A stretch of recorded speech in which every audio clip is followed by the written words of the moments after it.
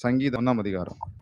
துன்மார்க்கருடைய ஆலோசனையின்படி நடவாமலும், பாவிகளுடைய வழிகளில் நில்லாமலும், பரியாசக்காரர் உட்காரும் இடத்தில் உட்காராமலும், கர்த்தருடைய வேதத்தில் பிரியமாயிருந்து இரவும் பகலும் அவருடைய வேதத்தில் தியானமா இருக்கிற மனுஷன் பாக்கியவான். அவன் நீர்க்கால்களின் ஓரமாய் நடப்பட்டு தன் காலத்தில் தன் கனியை தந்து இலை உதராதிருக்கிற மரத்தை போல் இருப்பான். அவன் செய்வதெல்லாம் வாய்க்கும். துன்மார்க்கரோ அப்படி இராமல் காற்று பறக்கடிக்கும் பதரை போல் இருக்கிறார்கள். ஆகையால் துன்மார்க்கர் நியாயத்தீர்ப்பிலும் பாவிகள் நீதிமான்களின் சபையிலும் நிலைநிற்பதில்லை. கர்த்தர் நீதிமானின் வழி அறிந்திருக்கிறார், துன்மார்க்கரின் வழியோ அழிந்து போவோம். தாவீது முதல் சங்கீதத்தை எழுதுறார். முதல் சங்கீதத்தை எப்படிதான் ஸ்டார்ட் பண்றாருன்னா, நீதிமானுக்கு வரக்கூடிய ஆசீர்வாதத்தை பத்தி ஸ்டார்ட் பண்றாரு. நீதிமான் எப்படி இருக்கணும்னா, நீர்க்கால்களின் ஓரமாய் நடப்பட்டு தன் காலத்தில் தன் கனியை தந்து இலை உதிராதிருக்கிற மரத்தை போல் இருப்பான். அவன் செய்வதெல்லாம் வாய்க்கும். நம்ம வேதத்தை நம்ம தியானிச்சோம் அப்படின்னா, வேதத்தை தியானித்து அந்த வார்த்தை நம்முடைய இருதயத்துல இருந்துச்சுதான் அந்த மனுஷன் எப்படி இருப்பான் அப்படிங்கிற பத்தி சொல்றாரு. எப்படி இருப்பானா? பூரணமா இருப்பானா? மிகுதி எடுக்கக்கூடியவனா இருப்பானா? அதாவது தன் காலத்தில் தன் கனியை தருகிறான்னா என்ன அர்த்தம்? மீதி எடுப்பான், அவனுக்கு பலன் உண்டாகும், அவன் செழிக்க ஆரம்பிப்பான். இலை உதிராதிருக்கிற மரத்தை போல் இருப்பானா என்ன அர்த்தம்? அவன் குறைவுபட மாட்டான், எந்த பாதிப்பும் அவனுக்கு உண்டாகாது. அப்புறம் எப்படி இருப்பான்? இலை உதிரா இருக்கிற மரத்தை போல அவன் செய்வதெல்லாம் வாய்க்கும். நம்ம எதை செஞ்சாலும் நம்ம ஜெயிக்க ஆரம்பிப்போம், எதை செஞ்சாலும் அது வாய்க்க ஆரம்பிக்கும். அப்போ ஆதாம் பாவத்தினால எல்லாத்தையும் இழந்து போயிட்டான். அதை திரும்ப நாம பெற்றுக்கொள்ள வேண்டும் என்றால் தேவனுடைய வார்த்தையின் மூலமாக தான் நாம் அதை அடைய முடியும். ஆண்டவர் ஏதேன் தோட்டத்திலிருந்து ஆதாமை வெளியே துரத்திட்டு என்ன வச்சாரு? சுடரொளி பட்டயத்தை வச்சாரு. சுடரொளி பட்டயம் எதை குறிக்குதுன்னா, பட்டயம் தேவனுடைய வார்த்தையை குறிக்கிறது, தண்ணீரும் தேவனுடைய வார்த்தையை குறிக்கிறது. இப்பொழுது நீங்கள் மறுபடியும் ஏதேனுக்குள்ள நீங்கள் போக வேண்டும் என்றால் எந்த வார்த்தையினால, அதாவது எந்த பொய்யை நம்பி நீங்கள் ஏமாந்து போனீங்களோ அதே போலதான் சத்தியத்தை நீங்கள் நம்புவதனாலே, தேவனுடைய வசனத்தை நீங்கள் நம்புவதனாலே திரும்பவும் நாம் செழிப்புக்குள்ளாக நாம் போகிறோம், ஆசீர்வாதத்துக்குள்ளாக நம்ம போகிறோம், ஜெயத்துக்குள்ளாக நாம் போகிறோம். நாம் எதை செய்தாலும் நாம் ஜெயிக்க வேண்டும். அதுதான் தேவன் நம்ம மேல் வைத்த திட்டம். நாம் இந்த உலகத்திலே செழிப்பாக வாழ வேண்டும், ஐஸ்வர்யம் உள்ளவர்களாய் நாம் வாழ வேண்டும், ஆசீர்வாதமாய் நாம் வாழ வேண்டும். நம்முடைய வாழ்க்கையில குறை என்பதே இருக்காது. கர்த்தரை நம்புவர்களுக்கோ சிங்கக்குட்டிகள் தாழ்ச்சி அடைந்து பட்டினியாக இருக்கும், கர்த்தரை தேடுகிற நமக்கோ ஒரு நன்மையும் குறைவுபடாது என்று வேத வசனம் சொல்லுகிறது. கர்த்தரின் மேய்ப்பராய் இருக்கிறார், நான் தாழ்ச்சி அடையேன் என்று வேத வசனம் சொல்லுகிறது. ஆகவே எனக்கு குறை என்பதே என் வாழ்க்கையில, என் சரித்திரத்திலே கிடையாது. என் வாழ்க்கையில தோல்வி என்பதே இருக்க முடியாது, என் வாழ்க்கையில குறை என்பதே இருக்க முடியாது, என் வாழ்க்கையில வறட்சி என்பதே இருக்க முடியாது. ஏனெனில் தேவன் எனக்கு இப்படிப்பட்ட வாழ்க்கையை கொடுத்திருக்கிறார். நான் கிறிஸ்துவ விசுவாசத்துக்குள்ள வாழ்கிறேன் அப்படின்னா நான் செழிப்புக்குள்ள வாழ்கிறேன் என்று அர்த்தம். செழிப்பு தான் என்னுடைய வாழ்க்கையாக இருக்கிறது, வறட்சி என்னுடைய வாழ்க்கையாக, நம்முடைய வாழ்க்கையாக இருக்க முடியாது. இவ்வளவு வருஷமா சர்ச்சுக்கு வர்றீங்க, இவ்வளவு வருஷமா தேவனை ஆராதிக்கிறீங்க, தேவனை தொழுது கொள்றீங்க, இன்னும் உங்களுடைய வாழ்க்கை மாறாம இருக்குது அப்படின்னா தேவன் மேல குறை கிடையாது. தேவன் மேல தப்பு சொல்லாதீங்க, பிசாசு மேல தப்பு சொல்லாதீங்க. யாருக்கிட்ட பிரச்சனை இருக்குன்னா நம்ம கிட்ட தான் பிரச்சனை இருக்கு. தேவனுடைய வார்த்தை உங்களுடைய இருதயத்துல இருந்தது என்று சொன்னால், தேவனுடைய வார்த்தை உங்களுடைய மனதிலே இருந்தது என்றால் உங்களுடைய வாழ்க்கை செழிப்பானதாக இருக்கும். பைபிள் என்ன சொல்லுது? நீர்ப்பாய்ச்சலான தோட்டத்தை போலவும் வற்றாத நீரூற்றை போலவும் நீ இருப்பாய். அப்ப நீர்ப்பாய்ச்சலான தோட்டம் என்ன? நீர்னு என்ன? தேவனுடைய வசனம், தேவனுடைய வார்த்தை உங்களுடைய இருதயத்துல இருந்துச்சுன்னா, தேவனுடைய வசனம், தேவனை குறித்து அறிகிற அறிவு உங்களுடைய இருதயத்துல இருந்துச்சு அப்படின்னா, நீங்களே பாருங்க, நீர்ப்பாய்ச்சலான தோட்டம் எப்படி இருக்கும்? அந்த நீர் பாயக்கூடிய இடத்துல இருக்கக்கூடிய செடிகளுக்கும் மரங்களுக்கும் நீர் பாயாத செடி கொடி மரங்களுக்கும் இருக்கக்கூடிய வித்தியாசம் என்ன?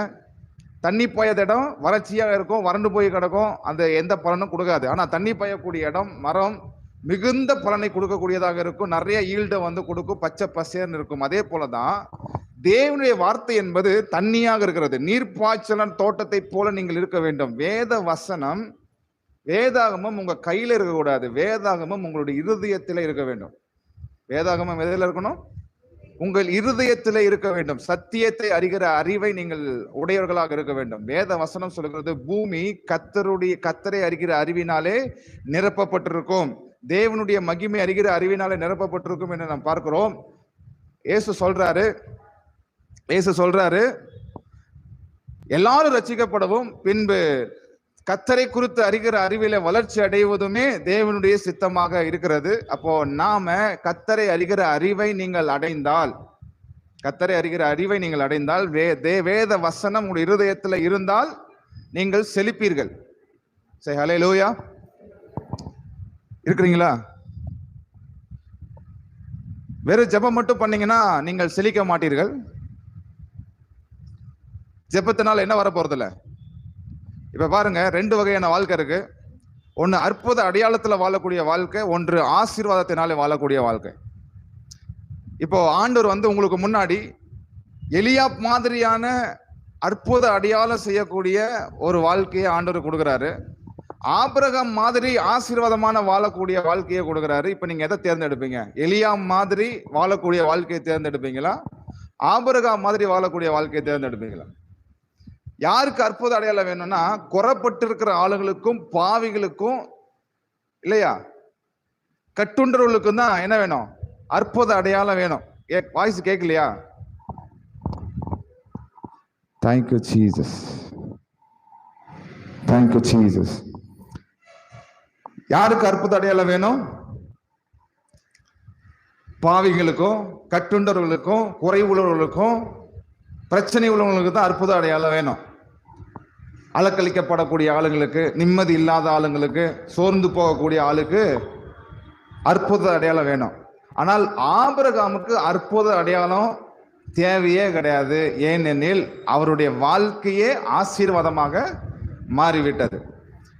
நீங்க வெறும் ஜெபம் மட்டுமே பண்ணிட்டு இருந்தீங்கன்னா எதை தான் பார்ப்பீங்க? அற்புத அடையாளத்தை மாத்திரம் தான் பார்ப்பீங்க. வியாதிப்படுவீங்க, அப்புறம் வியாதியை நீங்க சுகமாக்குறதுக்கு ஜெபம் பண்ணுவீங்க, நீங்க சுகம் ஆயிடுவீங்க.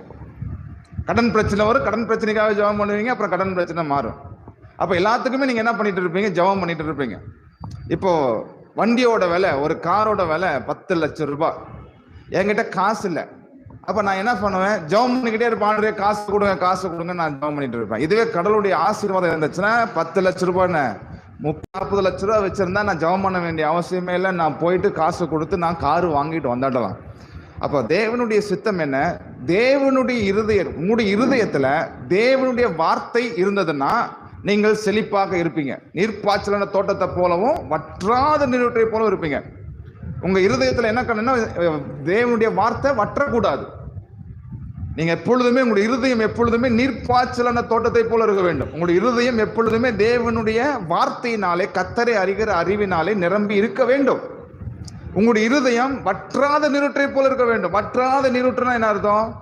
எப்பொழுதுமே வசனம் உங்க இருதயத்துல குறையவே கூடாது. அப்பப்போ என்ன பண்ணிட்டு இருக்கணும்? லோடு ஏத்திக்கிட்டே இருக்கணும்.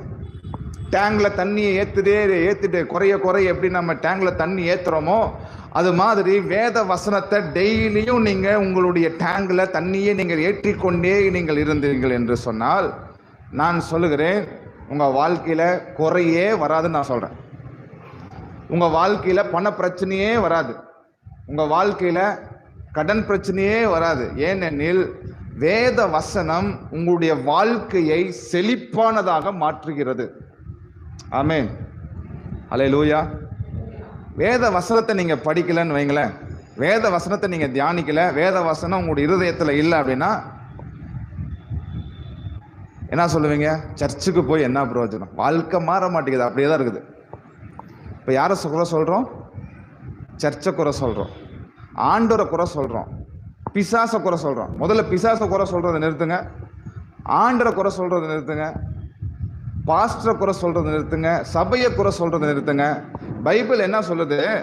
துன்மார்க்கனுடைய ஆலோசனையின்படி நடவாமல். நம்ம சொந்தக்காரங்கள்லாம் யாரு? படிக்காத ஆளுங்க,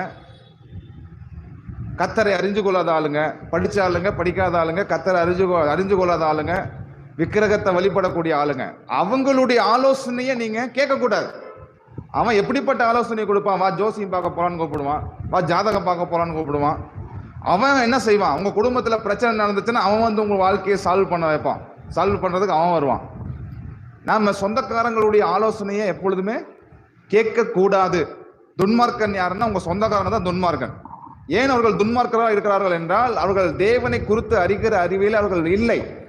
தேவனை அவர்கள் அறிந்து கொள்ளவில்லை, தேவனை விசுவாசிக்கவில்லை. ஆகவே அவர்கள் யாரு? தேவனை விசுவாசிக்காத எல்லாருமே துன்மார்க்கர்களாக தான் இருக்கிறார்கள். பாவிகளுடைய வழிகளில் நிற்க கூடாது. பாவிகள்னா யாரு? தேவ நீதியில இல்லாமல் சுய நீதியில இருக்கிற எல்லாருமே பாவிகளா தான் இருக்கிறாங்க. அப்ப பாவி என்ன செய்ய முடியாது? உங்களுக்கு ஜீவனை கொடுக்கக்கூடிய வாழ்க்கையை கொடுக்க முடியாது. ஆகவே இந்த சுயத்துல வாழ்ற ஆளுங்க, மாம்சத்துல வாழ்ற ஆளுங்க எல்லாருமே பாவிங்க தான். அவங்களுடைய ஆலோசனை நீங்க கேட்கக்கூடாது, அவங்களுடைய வழியை நீங்க தேர்ந்தெடுக்க கூடாது. பரியாசக்காரர் உட்கார இடத்துல நீங்க உட்காரக்கூடாது. பரியாசக்காரர்லாம் எப்ப பார்த்தாலும் என்ன பண்ணிட்டு இருப்பாங்க? நொட்டம் சொல்லிட்டே இருப்பாங்க. எப்ப பார்த்தாலும் குறை சொல்லிக்கிட்டே இருப்பாங்க. அவனை பத்தி பேசுவாங்க, இவனை பத்தி பேசுவாங்க. நீங்க போய் உட்காந்து பக்கத்து வீட்டுல உட்காந்து பேசலாம், எகத்து வீட்டுக்காரன்ட்ட உட்காந்து பேசலாம், உங்க நண்பர்களோடு கூட உட்காந்து பேசலாம். பாருங்க, 4 பொம்பளைங்க சேர்ந்தாங்கன்னா என்னத்த பேசுவாங்க? அவ இப்படி பண்றா, இவன் அவளை கூட்டிட்டு ஓடிட்டா, இவ அவளை கூட்டிட்டு ஓடிட்டான், இப்படிதான் என்ன செய்வாங்க? பொம்பளைங்க சேர்ந்தாங்கன்னா இப்படிதான் பேசுவாங்க. அடுத்தவனதான் பேசுவாங்க. தனக்குள்ள இருக்கக்கூடிய குறைய பேச மாட்டாங்க. இப்படி நீங்க என்ன செய்யக்கூடாது? கர்த்தருடைய வசனத்தை நீங்கள் தியானிக்கிற மனுஷர்களா இருந்தால் இப்படிப்பட்ட நபர்களோடு கூட நீங்கள் உட்கார மாட்டீங்க. ஹல்லேலூயா. when you are busy in your work, உங்களுடைய வேலையிலையும் உங்களுடைய ஊழியத்திலையும் உங்களுடைய ஜெபத்திலையும் உங்களுடைய வேத வாசிப்பிலையும் நீங்கள் பிஸியாக இருந்தால் நீங்கள் ஏன் அடுத்தவர்களை பற்றி பேசுவீர்கள்? நீங்க பேச மாட்டீங்கன்னு எனக்கு நம்பிக்கை இருக்குது. ஆனாலும் ஒருவேளை நீங்க பேசிட்டு இருந்தீங்கன்னா இன்னைக்கு என்ன செஞ்சிடணும்? அடுத்தவர்களை பத்தி பேசுறத நிப்பாட்டணும். தேவையில்லாத டாக் பேசக்கூடிய ஆளுங்க, பக்கத்து வீட்டுக்காரங்க, அம்மனி, அவங்கெல்லாம் சர்ச்சுக்கு வராத ஆளுங்களுடைய இருதயமெல்லாம் எப்படிதான் நிறைஞ்சிருக்குதுன்னா சூழ்நிலையினால நிறைஞ்சிருக்குது. இருதயத்தை நிறுவினால் வாய் பேசும். ஏன் வாய் பேசுது? ஏன் பக்கத்து வீட்டுக்காரன் எப்ப பார்த்தாலும் நொட்டம் சொல்லிட்டே இருக்கிறான், குறை சொல்லிட்டே இருக்கிறான்னா அவனோட இருதயத்துல என்ன இருக்குது? இருள் இருக்குது. அதனால்தான் அவன் மற்றவங்களை பற்றி பேசி கொண்டிருக்கிறான். இப்படிப்பட்டவர்களோடு கூட நீங்கள் சேர்ந்து உங்க சொந்தக்காரங்களோட சேர்ந்தீங்கன்னா சொந்தக்காரங்களோட என்ன பண்ணுவீங்க? பாருங்க, உலகம் விக்கிரக ஆராதனைகள் நிரம்பி இருக்குது. சொந்தக்காரங்க இந்துவாக இருக்கிறாங்க. ஆனா நம்ம அவங்களை என்ன செய்ய முடியாது? அவாய்ட் பண்ண முடியாது. சொந்தக்காரங்களோட ஐக்கியம் வச்சுக்கோங்க. சொந்தக்காரங்களே வேணான்னு சொல்லி நான் சொல்ல வரல, மனுஷங்க வேணும் இல்லையா? ஊரோட ஒத்து வாழுன்னு சொல்லியிருக்குது. ஊரோட சேர்ந்து வாழுங்க. உங்களால ஊருக்கு பயனாகணும், உங்களால சொந்தக்காரங்களுக்கும் பயனாகணும். நீங்க சொந்தக்காரங்களோட பழகல அப்படின்னா அவங்க ரட்சிக்கப்பட முடியாது இல்லையா? ஹல்லேலூயா. நாம என்ன பண்ணிடுறோம்? நாங்க ரட்சிக்கப்பட்டுட்டோம், அதனால அவங்களாம் பாவிங்க, அவங்க கிட்ட போயிட்டு நீங்க கும்புற சாமி பிசாசு அப்படின்னு சொல்லக்கூடாது. நிறைய பேர் என்ன பண்ணிடுறாங்க? அப்படிதான், நீங்க கும்புற சாமி பிசாசு, நீங்க விக்கிரகத்துக்கு வழிபடுறீங்க அப்படிலாம் நம்ம என்ன செய்யக்கூடாது? குறை சொல்லக்கூடாது. ஏன்னா அவங்களை ஆதாயப்படுத்த முடியாது. அதனால அவங்கள குறை சொல்லாதீங்க, அவங்களோட கூட பழகுங்க. ஆனா அவங்க சொல்ற ஆலோசனையை நீங்க கேட்காதீங்க. நாம சொல்ற ஆலோசனையை தான் அவங்க கேட்கணுமே தவிர அவங்க சொல்லக்கூடிய ஆலோசனை நாம என்ன பண்ணக்கூடாது? அவன் சரியாவே சொல்லட்டுமே, அவன் ஆலோசனை நமக்கு தேவை கிடையாது. நமக்கு ஆலோசனை சொல்வதற்கு ஒருத்தர் இருக்கார். நமக்கு அறிவை கொடுக்கறதுக்கும் வெளிச்சத்தை கொடுக்கறதுக்கும் ஞானத்தை கொடுப்பதற்கு ஒருவர் இருக்கிறார். அவர் என்ன பண்ணுவார்? நம்மளை சரியான விதத்துல நடத்தி கொண்டு போவார். நீங்க மட்டும் அவருடைய ஆலோசனையை கேட்டீங்கன்னு வைங்களேன், உங்களுடைய வாழ்க்கை ஆசீர்வாதமாக இருக்கும். நீங்க அவருடைய ஆலோசனையை கேட்காம, அவருடைய சித்தத்தை நீங்கள் தேர்ந்தெடுக்காம, வேத வசனத்தை உள்ள வச்சுக்காம, அவன் சொல்லி இருக்கிறான் அதனால அப்படின்னு சொல்லிட்டு அவன் சொன்னது நிமித்தம் உங்க வாழ்க்கையை நீங்க தேர்ந்தெடுத்தீங்கன்னா, அவன் சொன்னது நிமித்தம் நீங்க வாழ்ந்து கொண்டிருக்கிறீங்கன்னா நிச்சயமா உங்க வாழ்க்கை எப்படி இருக்காது? நல்லா இருக்காது. ஹல்லேலூயா. இப்பவே என்ன பண்ணிடுங்க? அந்த ரிலேஷன்ஷிப்பை கட் பண்ணிடுங்க. சரியா? துன்மார்க்கனுடைய ஆலோசனையில நடக்காதீங்க, பாவிகளுடைய வழிகள் நிற்காதீங்க. அப்புறம் என்ன செய்யக்கூடாது? பரியாசக்காரர் உட்கார இடத்துல உட்காரக்கூடாது. நம்மளாம் என்ன ஊழியம் செய்யறோம்னா ஜீவனை கொடுக்குற ஊழியம் செய்யறோம். மோசே மாதிரி மரணத்துக்கு ஏதுவான ஊழியத்தை நாம செய்யல, ஜீவனை கொடுக்கக்கூடிய ஊழியத்தை செய்யறோம். ஆகவே மற்றவர்களுக்கு ரட்சிப்பை கொண்டு போகிற நபராக தேவன் நம்மளை வச்சிருக்கார். நம்மள ஒரு போஸ்ட் மாஸ்டர் வச்சிருக்கார். நம்ம என்ன கொண்டு போகணும்? ரட்சிப்பை கொண்டு போக வேண்டும், சுவிசேஷத்தை கொண்டு போக வேண்டும், நீதியை கொண்டு போக வேண்டும், ஆசீர்வாதத்தை கொண்டு போக வேண்டும். சுவிசேஷம் சொல்ற வாயில அந்த அம்மன் இப்படி பண்ணுச்சு, அந்த ஆள் இப்படி பண்ணாங்கிற வார்த்தை ஒரு நாளும் வரக்கூடாது. இப்ப உங்க இருதயத்துல என்ன நிறைஞ்சிருக்கணும்? கர்த்தருடைய வார்த்தையினால நிறைஞ்சிருக்கணும். ஹல்லேலூயா. நீங்க செழிக்கிறதுக்கு ஒரே ஒரு வழிதான். என்னது? தேவனுடைய வார்த்தையை உங்களுடைய இருதயத்திலே நீங்கள் நிரப்பி இருக்க வேண்டும். பாருங்க, நாம் செழிப்பா இருப்பதுதான் கடவுளுடைய திட்டம். எந்த சூழ்நிலையா இருந்தாலும் நாம் செழிப்போம், எந்த இடத்துல இருந்தாலும் நம்ம செழிக்கிறவர்களா இருப்போம். ஆனால் நம்முடைய சாய்ஸஸ் எது ரொம்ப முக்கியம். நம்முடைய தேர்ந்தெடுத்தல் அப்படிங்கிறது ரொம்ப ரொம்ப முக்கியமா இருக்கிறது. உங்களுடைய தேர்ந்தெடுப்பது தான் உங்க வாழ்க்கையை செழிப்பாக மாற்ற முடியும். ஆண்டவர் உங்களுக்கு முன்னாடி ஆசீர்வாதத்தையும் சாபத்தையும் வைத்திருக்கிறார். நீங்கள் ஆசீர்வாதத்தை தேர்ந்தெடுத்தால் உங்களுடைய வாழ்க்கை ஆசீர்வாதமாக இருக்கும். நீங்கள் சாபத்தை தேர்ந்தெடுத்தால் உங்கள் வாழ்க்கை சாபமாக இருக்கும். ஆபிரகாம், லோத் 2 மனுஷங்க இருந்தாங்க. ஆபிரகாம் கர்த்தருடைய வார்த்தையை நம்பி போகும் பொழுது லோத்தும் கர்த்தரை நம்பிதான் ஒட்டிக்கிட்டு வந்தான். அவங்க 2 பேர்த்தையுமே ஆண்டவர் ஆசீர்வதித்தார். ஆபிரகாமையும் ஆசீர்வதித்தார், லோத்தையும் ஆசீர்வதிச்சார். இப்போ எப்படி மாறுறாங்கன்னா பயங்கரமா ஆசீர்வாதமா மாறுறாங்க, ஐஸ்வர்யம் உள்ளவர்களா மாறுறாங்க. அவங்களுடைய வளர்த்தக்கூடிய ஆட்டு மந்தையும் குடும்பமும் இடம் கொள்ளாமல் போக மட்டும் அந்த பூமி தாங்க முடியாத அளவுக்கு அந்த ஆட்டு மந்தை பெருகினபடினால இப்ப வேலைக்காரங்களுக்குள்ள சண்டை வருது. அதனால லோத் என்ன பண்ணிட்டாரு? ஆபிரகாமோடு கூட கோச்சுக்கிட்டாரு. ஆபிரகாமே, நீங்க உங்க வேலையாள் எங்க வேலையாளுகளை அடிக்கிறான், திட்டுறான், அதனால உனக்கு எனக்கு செட் ஆகாதுன்னு சொல்லி அடிக்கடி சண்டை வருது. அதனால ஆபிரகாம் என்ன பண்றாரு? லோத்துவே, உனக்கு எனக்கு பிரச்சனை வேணாம், நீ என்னுடைய அண்ணன் மகனா இருக்கிற, நமக்குள்ள மனஸ்தாபம் வேணாம். இவ்வளவு நாள என் கூட பிரயாணம் செஞ்ச, நீ இப்ப என்ன செஞ்ச? என்னை விட்டு வேற பக்கம் போய் பிசினஸ் பண்ண, உனக்கும் இன்னும் நிறைய பெருக ஆரம்பிக்கும், அதனால பிரிஞ்சு போயிடு அப்படின்னு சொல்லி சொல்றாரு. நீ மேற்கு சூஸ் பண்ணா கிழக்க சூஸ் பண்ற, நீ வடக்க சூஸ் பண்ணனா நான் என்ன பண்றேன்? கிழக்க சூஸ் பண்றேன் அப்படின்னு சொல்லி சொல்றாரு. தெற்க சூஸ் பண்றேன் அப்படிங்கிறாரு. இப்போ 4 பக்கமும் பாக்குறாரு லோத்து. வடக்கையும் பாக்குறாரு, தெற்கையும் பாக்குறாரு, கிழக்கையும் பாக்குறாரு. கிழக்கு பக்கம் என்ன இருக்குது? சோதம் கொமோரா பட்டணம் இருக்குது. அந்த சோதம் கொமோரா பட்டணம் ஏதேன் தோட்டத்தை போல இருந்துச்சான். அதனால செழிப்பை தேர்ந்தெடுக்கிறாரு. எதை தேர்ந்தெடுக்கிறாரு? செழிப்பான இடத்துக்கு நான் போயிட்டேன்னா நான் செழிச்சிருவேன், நான் செழிப்பா மாறிடுவேன், நான் பணக்காரனா மாறிடுவேன், ஆசீர்வாதமா மாறிடுவேன் அப்படின்னு சொல்லி லோத்து செழிப்பை தேர்ந்தெடுக்கிறான். அவன் பார்வைக்கு இன்பமானதை, அவனுடைய பார்வைக்கு லகுவான காரியத்தை தேர்ந்தெடுக்கிறான். ஆனால் ஆபிரகாம் எதை தேர்ந்தெடுக்கிறான்னா ஒன்னத்தையும் பார்க்கல, இடத்தையெல்லாம் பார்க்கல, கர்த்தரை மாத்திரம் தேர்ந்தெடுத்தான். கர்த்தரை மாத்திரம் தேர்ந்தெடுத்து எங்க போய் குடியிருக்கிறான்? கர்த்தர் சொன்ன இடத்துல போய் குடியிருக்கிறான். அந்த இடம் எப்படி இருக்குதுன்னா பள்ளத்தாக்கா இருக்குது. அந்த இடம் எப்படி இருக்குது? பள்ளத்தாக்குனா குழி மேடுமா, கரடு முரடா தான் இருக்குது. இப்ப பாருங்க, நீ ஆராதிக்கிற எந்த ஸ்தானமா இருந்தாலும் இறங்கி உன்னை ஆசீர்வதிப்பேன் என்று சொன்ன வார்த்தையின் பிரகாரம் ஆபிரகாம் பள்ளத்தாக்க சூஸ் பண்ணனா அந்த இடம் ஏதேன் தோட்டத்தை போல ஆண்டவர் மாத்திட்டாரு. லோத் எதை தேர்ந்தெடுக்கிறான்? ஏதேன் தோட்டத்தை போல இருக்கக்கூடிய செழிப்பான வாழ்க்கையை தேர்ந்தெடுக்கிறான். அப்ப அங்க என்ன இருந்துச்சு? பாவம் நிறைஞ்சிருந்தபடினால ஆண்டவரே என்ன பண்ணிட்டாரு? அந்த பட்டணத்தை அழிச்சாரு. இருக்கிறதும் போச்சுரா நொல்ல கண்ணாங்கிற மாதிரி லோத்து கொண்டு போன எல்லா ஆசீர்வாதத்தையும் இழந்து விட்டான். ஆனால் ஆபிரகாம் கொண்டு போன எந்த பொருளையும் அவன் இழக்கவில்லை. அவன் கர்த்தரை தேர்ந்தெடுத்தபடினால் 1000 மடங்கு அந்த இடத்துல ஆசீர்வாதமாக மாறுகிறான். Choices is very important. நம்ம தேர்ந்தெடுக்கிறது நம்முடைய வாழ்க்கையில மிக மிக ரொம்ப ரொம்ப முக்கியமானதாக இருக்கிறது. உங்களுடைய தேர்ந்தெடுப்பது சரியானதாக இல்லை என்று சொன்னால் உங்களுடைய வாழ்க்கைக்கு நீங்களே என்ன பண்ணிடுறீங்க? வேட்டு வச்சுக்கிறீங்கன்னு அர்த்தம். ஆதாமு கிட்ட சொல்றாரு, ஆதாமே, இதோ ஏதேன் தோட்டத்தை உண்டாக்கிட்டேன், சகல கனி மரங்களும் உனக்கு சொந்தமா இருக்கிறது, எல்லாத்தையும் சாப்பிடு, ஆனா நன்மை தீமை அறியத்தக்கதான கனியை மாத்திரம் நீ புசிக்காதன்னு சொல்லி ஆண்டு சொன்னாரு. இதை தேர்ந்தெடுக்காதப்பா, நீ நன்மை தீமை அறியத்தக்கதான கனியை நீ தேர்ந்தெடுத்த அப்படின்னா உன் வாழ்க்கை நாசமாயிரும், அதனால அதை நீ தேர்ந்தெடுக்காத, மறிச்சிருவ.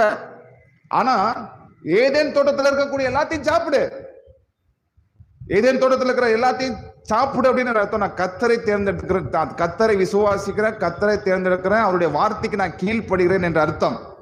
ஆனால் அந்த நன்மை தீமை அறியத்தக்கதான கனியை நான் புசிச்சேன்னா என்ன அர்த்தம்? கர்த்தருக்கு கீழ்ப்படியில, கர்த்தருடைய வார்த்தையை விசுவாசிக்கல, அவரை நான் சார்ந்தலன்னு அர்த்தம். இப்ப ஆதாமுக்கு என்ன தெரியுது? எல்லாம் நிறைய ஃப்ரூட்ஸ் தெரிஞ்சது, எல்லாம் நிறைய ஃப்ரூட்ஸ் ஆண்டு உண்டு பண்ணாரு. ஆனா ஆதாமுக்கு எது தெரிஞ்சது? நன்மை தீமை அறியத்தக்கதான கனியை அவன் சாப்பிட்டபடியினால அவன் எல்லாத்தையுமே இழந்து போனான். அப்ப பாருங்க, நம்ம வாழ்க்கையில சாய்ஸஸ் இஸ் வெரி இம்பார்ட்டன்ட். கர்த்தருடைய வசனத்தை நீங்க தேர்ந்தெடுத்திருக்கிறீங்களா? இப்ப நமக்கு முன்னாடி ஆண்டவர் சுயத்தை வச்சிருக்காரு. உங்களுக்குன்னு என்ன இருக்கு? ஜென்ம சுபாவம்னு ஒன்று இருக்கு. உங்களுக்குள்ள டேலண்ட் இருக்கலாம், நீங்க நல்லா படிச்சிருக்கலாம், அறிவு உள்ளவர்களா இருக்கலாம், ஞானம் உள்ளவர்களா இருக்கலாம். ஆனா தன்னுடைய அறிவை சார்ந்து இல்லாமல், தன்னுடைய சுயபலத்தை சார்ந்து இல்லாமல், கர்த்தருடைய வார்த்தையை நாம் சார்ந்தவர்களாக இருக்க வேண்டும். தேவனுடைய கிருபையை நாம் சார்ந்து இருக்கிறவர்களாக இருக்க வேண்டும். இப்போ என்னுடைய சுயபலத்தை நான் தேர்ந்தெடுக்கிறேன்னு வைங்களேன். லோத்து மாதிரி கர்த்தருடைய வசனத்தை படிக்காம, தேவனோடு கூட ஐக்கியமா இல்லாம, உங்க சுயபலத்துல நீங்க வாழலாம். சுயபலத்துல வாழ்ந்தா பணம் வராதுன்னு நினைக்கிறீங்களா? கண்டிப்பா பணம் வரும். சுயபலத்துல வாழ்ந்தா கார் வராதுன்னு நினைக்கிறீங்களா? கண்டிப்பா கார் வரும். ஆனால் வசனம் சொல்லுது, கர்த்தருடைய ஆசீர்வாதமே ஐஸ்வரியத்தை தரும், அதனோட வேதனையை கூட்ட. சுயமா வரக்கூடிய ஐஸ்வர்யம் உங்க வாழ்க்கையில வேதனைகளையும் உங்க வாழ்க்கையில பிரச்சனைகளையும் கொண்டு வரும். ஆனால் கர்த்தர் கொடுக்கக்கூடிய ஆசீர்வாதம் உங்களுக்கு வேதனைகளையும் உங்களுக்கு என்ன சொல்றது கவலைகளையும் உங்களுக்கு கொடுக்க முடியாது. ஹல்லேலூயா. ஆபிரகாமுக்கு வந்த ஆசீர்வாதம் கர்த்தர் கொடுத்த ஆசீர்வாதம். லோத்துக்கு வந்த ஆசீர்வாதம் சுயபலத்தினால வந்த ஆசீர்வாதம். கர்த்தர் கொடுத்த ஆசீர்வாதம் என்னைக்குமே உங்ககிட்ட இருந்து எந்த பிசாசு எந்த மனுஷனும் பறித்து கொள்ள முடியாது. ஆனால் சுயபலத்தினாலே நீங்கள் சம்பாதித்த காசு பணத்தை ஆசீர்வாதத்தை எல்லாமே புடுங்கிட்டு போயிடுவாங்க. அது ஒரு நாள் உங்களுடைய வாழ்க்கையை விட்டே போயிட ஆரம்பிக்கும். ஹல்லேலூயா. நல்லா காது கொடுத்து கேளுங்க. எத்தனை பேர் செழிக்க வேண்டும் என்று விரும்புறீங்க? ஆசைப்படுறீங்களா? அற்புத பெருவிழாவுக்கு போனா செழிப்பு வராது. 4 மாவடி போனா செழிப்பு வராது. சென்னைக்கு போனா செழிப்பு வராது. அமெரிக்கா போனா செழிப்பு வராது. பைபிள் சொல்லுது, கர்த்தருடைய ஆசீர்வாதம் ஐஸ்வரியத்தை தரும். நீ ஆராதிக்கிற எந்த ஸ்தலமா இருந்தாலும் இறங்கி வந்து உன்னை ஆசீர்வதிப்பேன் என்று சொல்லுகிறார். அப்போ நீங்க ஆராதிக்கிற எந்த இடமா இருந்தாலும் சரி, நான் அந்த இடத்துக்கு போனா ஆசீர்வாதமா மாறிடுவேன், நான் சிங்கப்பூர் போன பணக்காரனா மாறிடுவேன், அமெரிக்கா போன எனக்கு காசு பண்ண வந்துடும் நீங்க நினைச்சீங்கன்னா, எவ்வளவு சம்பாதிக்கிறீங்களோ அதை விட நீங்க ட்ரிபிள் மடங்கு நீங்க செலவு பண்ண ஆரம்பிச்சிருவீங்க. ஆனால் கர்த்தரை நம்பி, கர்த்தர் உங்களை எங்க வச்சிருக்கிறாரோ அங்க கர்த்தரை நம்பி நீங்கள் ஜீவிக்கிறவர்களா இருந்தீங்கன்னா, உங்கள் நிமித்தம் அந்த இடத்தையே ஆண்டவர் ஆசீர்வாதமாய் மாத்த வல்லவரா இருக்கிறார். அல்லேலூயா. ஆமென் சொல்லுங்க. இப்போ நீங்க செய்யறதெல்லாம் வாய்க்க வேண்டும் என்றால், நீங்கள் செழிக்க வேண்டும் என்றால், நீங்கள் குறைவுபடாமல் வாழ வேண்டும் என்றால், கர்த்தருடைய வார்த்தை உங்களுடைய இருதயத்திலே இருக்க வேண்டும். எப்படி கர்த்தருடைய வார்த்தையை உங்க இருதயத்துல கொண்டு போக முடியும்? பைபிளை விரிச்சு படிக்காம, பாஸ்டர் காலையில ஒரு 1/2 மணி நேரம் ஆசீர்வாதம் டிவி பார்க்குறேன், சாயந்தரம் 1/2 மணி நேரம் ஏஞ்சல் டிவி பார்க்குறேன், கர்த்தருடைய வார்த்தையை நீங்க கொண்டு போயிட்டீங்கன்னு நீங்க சொன்னீங்கன்னா, நான் சொல்றேன் அதனால ஒரு பிரயோஜனமும். ஆசீர்வாத டிவியும் பார்க்காதீங்க, ஏஞ்சல் டிவியும் பார்க்காதீங்க. கொஞ்சம் தயவு செஞ்சு என்ன பண்ணுங்க, அதை ஆஃப் பண்ணி வைங்க. அல்லேலூயா. கர்த்தருடைய வார்த்தை கொடுக்காத ஜீவன், பைபிள் கொடுக்காத ஜீவன் ஆசீர்வாத டிவியோ ஏஞ்சல் டிவியோ கொடுக்க முடியாது. புரியுதுங்களா? அல்லேலூயா. பைபிளை விரிச்சு படிங்க, நிருபத்தெல்லாம் நிறைய படிங்க. நீங்க சரியா நிருபத்தை படிச்சிருந்தீங்கன்னா, ரோமரு, கலாத்தியர், 1 கொரிந்தியர், 2 கொரிந்தியர், எபேசியர், பிலிப்பியர், இல்லையா, கொரிந்தியர், 1 தெசலோனிக்கர், 2 தெசலோனிக்கர், 1 தீமோத்தேயு, 2 தீமோத்தேயு, 3 தீமோத்தேயு, 2 தீமோத்தேயு, 1 யோவான், 2 யோவான், 3 யோவான், இதெல்லாம் நீங்க சரியான விதத்துல படிச்சிருந்தீங்கன்னா, தொண்டை தண்ணி வத்த நான் என்ன பண்ண வேணாம், கத்த வேணாம். புரிய வைக்கிறதுக்கு நான் என்ன பண்றேன்? ஒண்ணு இல்ல, ஒரு 2 எத்தனை, 2 4. இப்ப சின்ன குழந்தைங்களுக்கு போய் சொல்லி கொடுத்தா என்ன செய்யாது? இப்ப வந்து பாருங்க, 3 3 6, இதே பெருக்கணும்னா 3 3 9. சின்ன குழந்தைங்களுக்கு புரியலன்னா என்ன செய்யணும்? டீச்சர் வந்து 1 மணி நேரம் அதை குறிச்சு எக்ஸ்பிளைன் பண்ணிட்டே இருக்கணும். தொண்டை தண்ணி வத்த இதை எக்ஸ்பிளைன் பண்ணிட்டே இருக்கணும். ஒரு சிம்பிள் கணக்கு தான், ஆனா என்ன செய்யணும்? தொண்டை தண்ணி வத்த எக்ஸ்பிளைன் பண்ணிக்கிட்டே இருக்கணும். அது மாதிரி தான் ஜனங்க வந்து கத்தரை அறிகிற அறிவுல இல்லவே இல்லை. பைபிள் வசனம் அவங்களுடைய இருதயத்துல இல்லை. பைபிள் வசனத்தையே படிக்க மாட்டேங்கிறாங்க. அல்லேலூயா. இன்னமும் நிறைய பேர் நியூ இயர் முடிஞ்ச உடனே பாஸ்டர் எங்களுக்கு வாக்குத்தத்த கார்டு இல்லையா? என்ன கார்டு இல்லையா? அதுல நீங்களே ஒரு கார்டு எடுத்து கொடுங்க. பாஸ்டர் எடுத்து கொடுத்து அந்த வாக்குத்தத்த வசனம் உங்களுக்கு சொந்தமா மாறிடும். ஏன்னா வேத வசனத்தை படிக்கிறதுக்கு சோம்பேறித்தனம். உடனே அந்த வாக்குத்தத்த வசனத்தை வாங்கிட்டு போயிட்டு பைபிள்ல டெய்லி வச்சு ஜெபம் பண்றது. அதனால ஒரு பிரயோஜனமுமே கிடையாது. இந்த வாக்குத்தத்த கார்டை சூஸ் பண்றது, காலண்டர்ல வசனத்தை பார்த்து படிக்கிறது, அப்படின்னா ஃபேஸ்புக்கில் ஏதாவது வசனம் வந்துச்சுன்னா அதை பார்த்து படிக்கிறது, இதெல்லாம் முதல்ல நிப்பாட்டிட்டு பைபிளோட நேரத்தை செலவு பண்ணுங்க. அல்லேலூயா. கவனிக்கிறீங்களா? நீங்க பைபிள் படிக்கலைன்னா கண்டிப்பா நீங்க என்ன செய்ய மாட்டீங்க? செழிக்க மாட்டீங்க. பைபிள் படிக்கலைன்னா சத்தமா சொல்லுங்க, செழிப்பு உங்களுடைய வாழ்க்கையில வராது. எத்தனை பிரசங்கத்தை கேட்டாலும் சரி, பழைய குருடி கதவத்தை அடிங்கிற மாதிரி ஆயிரும். இங்கிருந்து பிரசங்கத்தை கேட்டுட்டு போறீங்க, வீட்டுக்கு போறதுக்குள்ளாரையும் பிரசங்கம் மறந்துடும். என்கிட்ட கேளுங்க, 10 வருஷத்துக்கு முன்னாடி என்ன பிரசங்கம் பண்ணுன்னு கேளுங்க. இப்பயும் நான் சொல்றேன், அதே பிரசங்கத்தை மறுபடியும் என்ன செய்யறேன், உங்களோடு கூட நான் பிரசங்கம் பண்ண ஆரம்பிக்கிறேன். இன்னைக்கு பண்ண பிரசங்கத்தை இன்னும் 10 வருஷம் கழிச்சு கேட்டீங்கன்னா மறுபடியும் என்ன செய்வேன், நான் சொல்லுவேன். ஏன் அப்படி சொல்றேன்னா, மண்டியில போட்டு நான் என்ன பண்ணிட்டு இருக்கிறேன், தியானம் பண்ணிக்கிட்டே இருக்கிறேன், அதை புடிச்சு யோசிச்சுட்டே இருக்கிறேன். தயவு செஞ்சு என்ன பண்ணுங்க, வேத வசனத்தை படிக்க ஆரம்பிங்க, வேத வசனத்தை தியானிக்க ஆரம்பிங்க. உங்களுடைய உள்ளத்துல வேத வசனத்தை வைங்க. ஹல்லேலூயா. கவனிக்கிறீங்களா? சும்மா சர்ச்சுக்கு வந்துட்டு போறதுனால உங்க வாழ்க்கையில செழிப்பு வராது. பிரசங்கத்தை கேட்கறதுனால மாத்திரம் செழிப்பு வராது. வசனத்தை நீங்கள் படித்தால் எப்படி ஆபிரகாம் ஆசீர்வதிக்கப்பட்டாரோ அது போல நீங்களும் நானும் ஆசீர்வதிக்கப்படுவோம். பைபிள் சொல்லுது, சங்கீதம் 92வது அதிகாரம் 12வது வசனம். சங்கீதம் 92 12வது வசனம். நீதிமான் பனையை போல் செழித்து லீபனோனில் உள்ள கேதுருவை போல் வளருவான். கர்த்தருடைய ஆலயத்திலே நாட்டப்பட்டவர்கள் எங்கள் தேவனுடைய பிரகாலங்களில் செழித்திருப்பார்கள். கர்த்தர் உத்தமர் என்றும் என் கண்மலையாகி அவரிடத்தில் அநீதி இல்லை என்றும் விளங்கப்படும்படி அவர்கள் முதிர் வயதிலும் கழித்தந்து புஷ்டியும் பசுமையுமாய் இருப்பார்கள். நீதிமான் பனையை போல் செழிப்பான், லீபனோனில் இருக்கக்கூடிய கேதுருவை போல வளருவான். அது என்னது? நீதிமான் என்றால் ஆபிரகாமையோ தாவீதையோ யோசேப்பு பற்ற சொல்லல. அவங்களாம் வாழ்ந்து முடிஞ்சு மண்டையை போட்டு போயிட்டாங்க. இப்ப அவங்கள பத்தி பேசல. நீதிமான் என்றால் யாருன்னா நம்மளை பத்தி தான் சொல்றாரு. உங்களையும் என்னையும் தான் சொல்றாரு. தேவ நீதிக்குள்ளாக வந்த நீதிமான் நம்மளை பத்தி சொல்றாரு, உங்களை பார்த்து சொல்றாரு.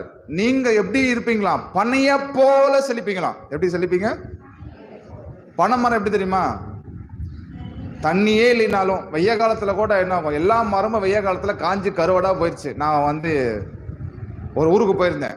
குறிஞ்சிப்பழம் மரமும் கருகி போயிருச்சு, எலும்புச்சம்பழம் மரமும் கருகி போயிருச்சு, வாழை மரமும் கருகி போயிருச்சு, வேப்ப மரமும் கருகி போயிருச்சு. ஆனா நடு காட்டுல தண்ணியே இல்லை. ஆனா பனைமரம் மாத்திரம் உச்சியில் அப்படியே பச்சை பசேன்னு இருக்குது. நொங்குலாம் அப்படியே காய்ச்சிருக்குது. தண்ணி கிடையாது, ஆனா என்ன வந்திருக்குது? நொங்கு வந்திருக்குது.